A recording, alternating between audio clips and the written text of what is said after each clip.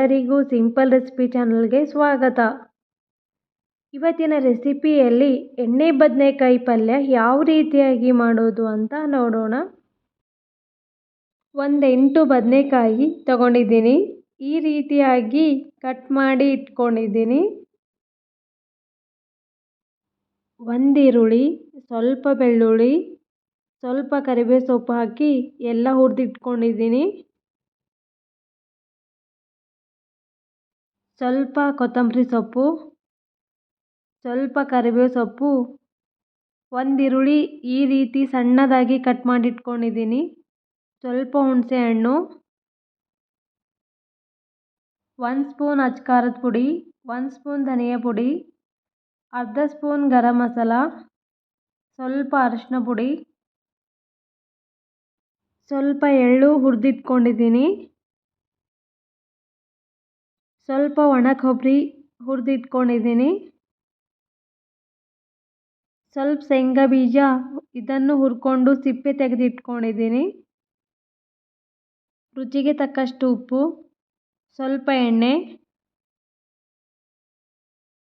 ಈಗ ಜಾರಿಗೆ ಶೇಂಗಾ ಬೀಜ ಎಳ್ಳು ಹಾಕೊಳ್ತಾ ಇದ್ದೀನಿ. ಇದನ್ನು ತರಿತರಿಯಾಗಿ ರುಬ್ಕೋಬೇಕು. ಹೀಗೆ ಇರಲಿ. ಈಗ ಒಣ ಕೊಬ್ಬರಿ ಹಾಕೊಳ್ತಾ ಇದ್ದೀನಿ. ಇದನ್ನು ಸ್ವಲ್ಪ ರುಬ್ಕೊಳ್ಬೇಕು. ಇದೇ ರೀತಿಯಾಗಿ ರುಬ್ಕೊಳ್ಳೋಣ. ಈಗ ಎಲ್ಲ ಒಂದು ಬೌಲ್ಗೆ ತೆಕ್ಕೊಳ್ಳೋಣ. ಈಗ ಬೆಳ್ಳುಳ್ಳಿ ಈರುಳ್ಳಿ ಹಾಕೊಳ್ಳೋಣ. ಹುರ್ಕೊಂಡಿದ್ದು ಇದನ್ನು ತರಿತರಿಯಾಗಿ ರುಬ್ಕೊಳ್ಳೋಣ. ಈಗ ತರಿತರಿಯಾಗಿದೆ.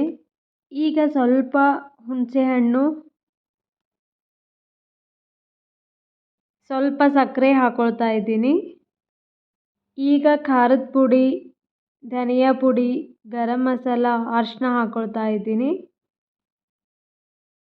ಎಲ್ಲ ಹಾಕಾದ್ಮೇಲೆ ಮುಚ್ಚಳ ಮುಚ್ಚಿ ರುಬ್ಕೊಳ್ಳೋಣ. ಇದನ್ನು ಕೂಡ ತರಿತರಿಯಾಗಿ ರುಬ್ಕೋಬೇಕು. ಈಗ ಮಸಾಲ ರೆಡಿ.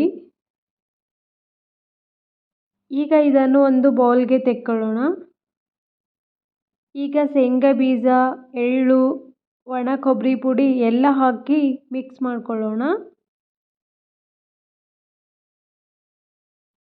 ಈಗ ಸಣ್ಣ ಕಟ್ ಮಾಡಿ ಇಟ್ಕೊಂಡಿರುವಂಥ ಈರುಳ್ಳಿ ಹಾಕೊಳ್ತಾ ಇದ್ದೀನಿ.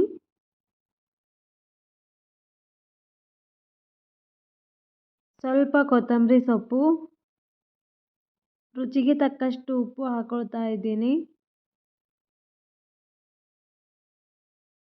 ಎಲ್ಲ ಹಾಕಾದ್ಮೇಲೆ ಈಗ ಮಿಕ್ಸ್ ಮಾಡ್ಕೊಳ್ಳೋಣ. ಕೈಯಲ್ಲಿ ಮಿಕ್ಸ್ ಮಾಡ್ಕೊತಾ ಇದ್ದೀನಿ. ಮಿಕ್ಸ್ ಆದಮೇಲೆ ಈಗ ಎಲ್ಲ ರೆಡಿಯಾಗಿದೆ. ಈಗ ಈ ರೀತಿಯಾಗಿ ಎಲ್ಲದರಲ್ಲೂ ತುಂಬಿಕೊಳ್ಬೇಕು. ಈಗ ಎಲ್ಲ ತುಂಬಾಗಿದೆ. ಇದು ಮಸಾಲ ಉಳಿದಿದೆ. ಇದನ್ನು ಬೇಯಿಸ್ಕೊಳ್ಳುವಾಗ ಹಾಕೊಳ್ಳೋಣ. ಈಗ ಒಂದು ಪ್ಯಾನ್ ಬಿಸಿ ಮಾಡಿ, ಬಿಸಿ ಆದಮೇಲೆ ಎಣ್ಣೆ ಹಾಕೊಳ್ಳೋಣ. ಎಣ್ಣೆ ಬಿಸಿ ಆದಮೇಲೆ ಸಾಸಿವೆ ಹಾಕೊಳ್ಳೋಣ.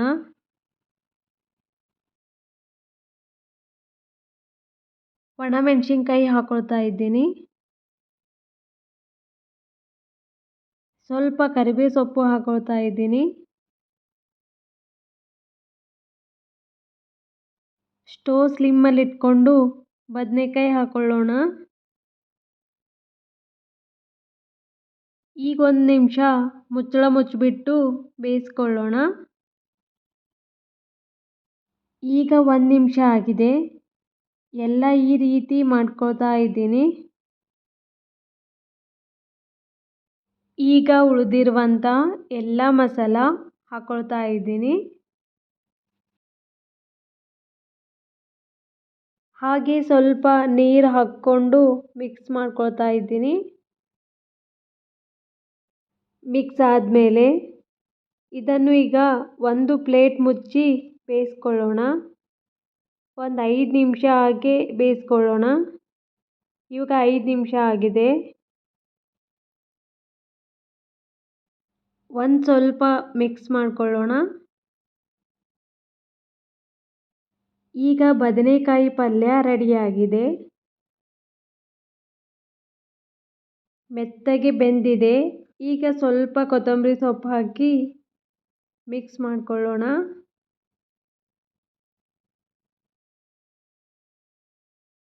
ಈಗ ಎಣ್ಣೆ ಬದನೆಕಾಯಿ ರೆಡಿಯಾಗಿದೆ. ಕಡಿಮೆ ಸಮಯದಲ್ಲಿ ಯಾವ ರೀತಿಯಾಗಿ ಮಾಡೋದು ಅಂತ ನೋಡಿದ್ರಲ್ಲ. ಈ ವಿಡಿಯೋ ಇಷ್ಟ ಆದಲ್ಲಿ ಲೈಕ್ ಮಾಡಿ, ಶೇರ್ ಮಾಡಿ ಹಾಗೂ ಸಬ್ಸ್ಕ್ರೈಬ್ ಮಾಡಿ.